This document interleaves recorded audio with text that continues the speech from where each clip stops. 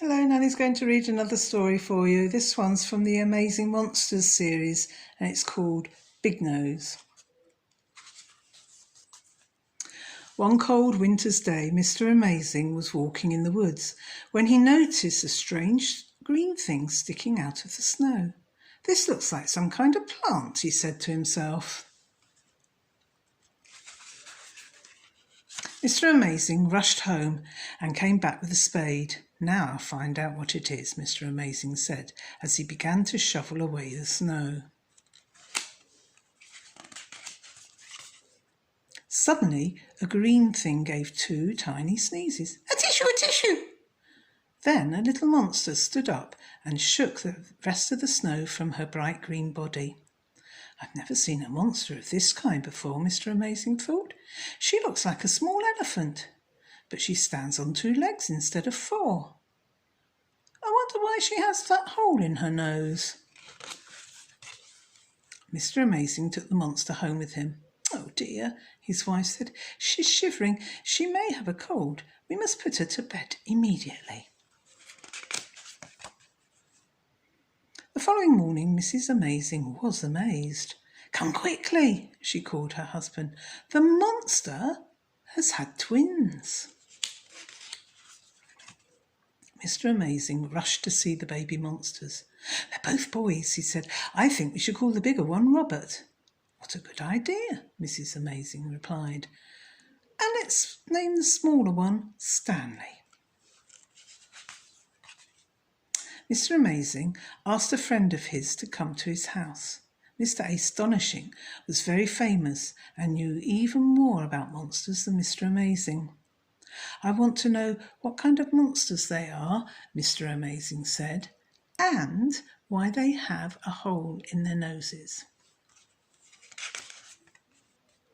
Mr. Astonishing checked through his monster book. This is the one, he said, pointing to a picture on page 93. It's Magnus Nassus, usually known as Bignose. What's the hole for, Mr. Amazing asked. That's a kind of spanner, and the end of their noses and fingers are like screwdrivers.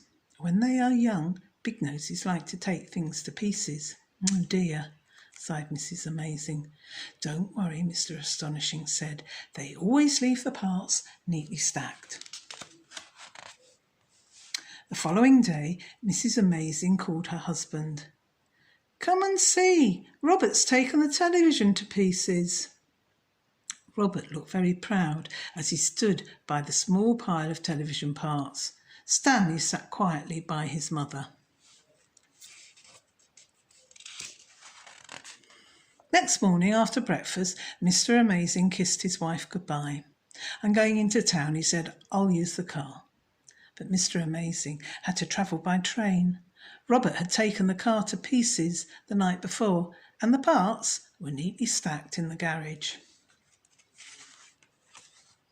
3 days later, a policeman called at Mr. Amazing's house. I'm sorry to trouble you, sir, he said, but I have reason to believe you own a small green monster. Yes, I do, said Mr. Amazing replied. Well, how do you explain this? The policeman asked, showing him a photograph of Robert taking a bus to pieces. He ran off when the night watchman shouted at him. He left the parts neatly stacked, but it's going to take a long time to put the bus together again. Mr. Amazing had to promise the police that he would look after his Bignoses much more carefully in future. After that, he hardly let them out of his sight during the day, and he put some iron bars on their bedroom window to stop them escaping at night. Robert was very boastful about all the things he had taken to pieces. He kept strutting proudly around the living room while his brother just sat by his mother's side. Stanley didn't say anything, but he was busy thinking. The following evening, Mr. and Mrs. Amazing looked into the Bignose's bedroom to say goodnight. Mrs. Bignose and Robert were fast asleep, but Stanley's bed was empty. He must have crept out while we were having supper, Mrs. Amazing said. "I do hope he doesn't do anything silly," Mr. Amazing replied. "He's such a small Bignose, and I'm worried about him." Mr. Amazing needn't have worried about Stanley. He should have been worrying about Big Ben. That night, Stanley took Big Ben to pieces. He left the parts neatly stacked, but a gang of men had to work day and night for a week before they managed to put the clock together again. Now Robert and Stanley are grown-up Bignoses. They don't take things to pieces anymore. The family have moved away from Mr. Amazing's house and live happily in the woods nearby. If ever you see the Bignoses, remember, the small one is Stanley. Make a fuss of him. Sometimes small, quiet Bignoses are just as clever as big ones. I'll read you another story soon. Lots of love. Bye.